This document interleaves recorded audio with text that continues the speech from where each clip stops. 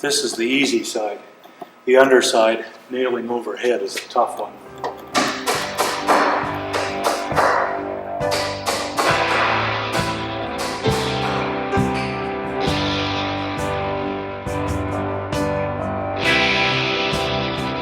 This is the incredible true story of legendary Fokker CF-AAM, from its first flight to its untimely end, and the team that brought it back to life.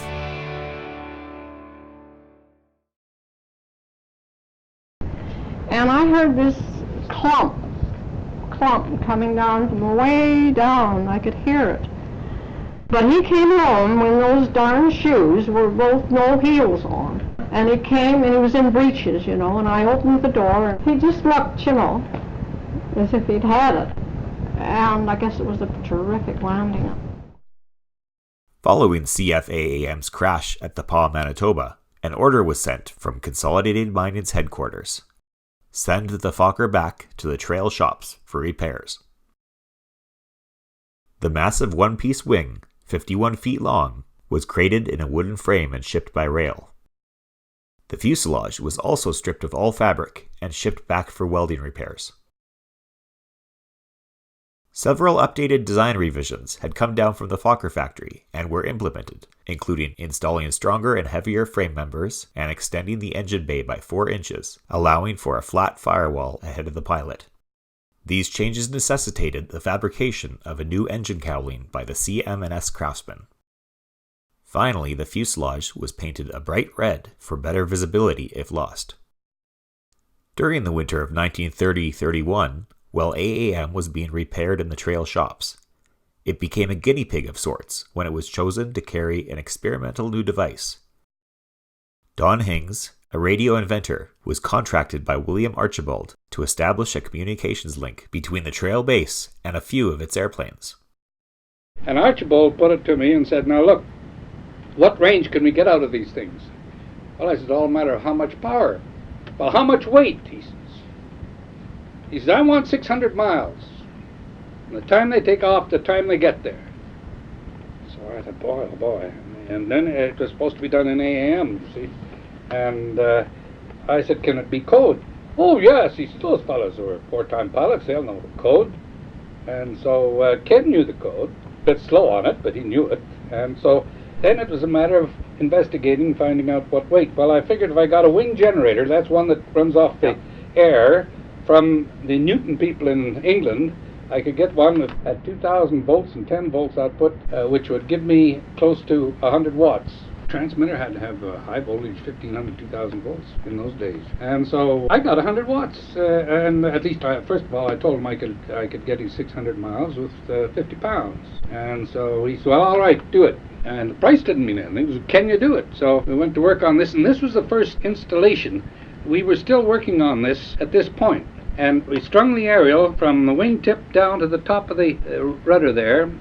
It was a double, came from both wings, and then we fed one point on it, and that made it a sort of a matched affair halfway. And it worked out very well. Now, just to prove the thing, Ken took off, and he had to land in, I think, Kamloops or somewhere on the way north. And he notified me he was landing in Kamloops. And he couldn't operate on the ground because it was a wing generator, you see, with wind and with constant speed prop on it. So he got me there again, he got in touch. So the last thing he called me is, I'm just circling Burns Lake, he says. And so that was his good 600 miles.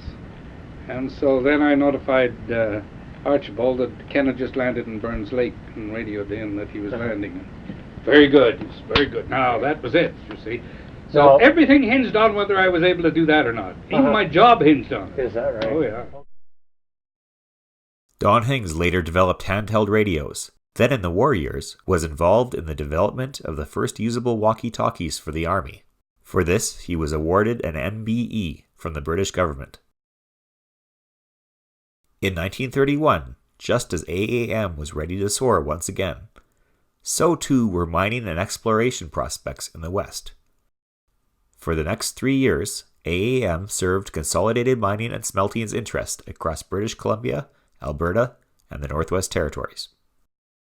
One such trip in March of 1932 took the airplane and its crew through the Crow's Nest Pass to Calgary, then on to Fort McMurray before heading farther north. At Great Bear Lake in the Northwest Territories, prospectors had recently discovered significant deposits of silver and pitchblende, kicking off a frenzy of mining activity in the area. After stopping at Fort Ray on the north arm of Great Slave Lake, AAM arrived at Glacier Bay on the east end of Great Bear Lake, where Don Hings would set up a permanent radio base, while AAM took the prospectors to their various local sites. In the summer of 1933, while operating out of Fort St. James, British Columbia, Ken Dewar and AAM came to the rescue of a group of prospectors when it flew into a secret location to pick up 4 men who had been deserted in the wilderness. Rival pilot Grant McConachie was operating in the area when his fleet was seized by the local sheriff. Of course, we knew him long. He'd go to Ken and get advice, at least, and we used to laugh because the darn machines he was flying were done up with the haywire. Everybody on Stewart Lake, we'd say, "Oh, there goes Grant, and I hope it will hold together till it gets to Two Daddy Lake," and stuff like that, you know, because he just didn't have the money. His uncle gave him a bit every now and then, but he was in debt all the time. AAM brought the men back to civilization, likely saving their lives. Although this flight was never recorded in AAM's journey log, McConachie never forgot this act of compassion and charity that was to have far-reaching effects in Canadian aviation history. By saving the men from probable starvation, it allowed McConachie to stay in business, while one of the 4 prospectors, a man named Barney Phillips, became McConachie's partner, helping grow his little airline into an empire, Canadian Pacific Airlines. In the winter of 1933-34, it became apparent that red was not the perfect color for spotting downed aircraft. AAM was repainted all yellow with green stripes and black registration. AAM's time with Consolidated Mining and Smelting was nearing its end. That fall, a bill for $9,800 was written up and she was sold to a company in the Yukon Territory called Northern Airways. A young pilot named Bob Randall arrived to ferry AAM to its new home. 5 months later, he would accompany her to the top of the world.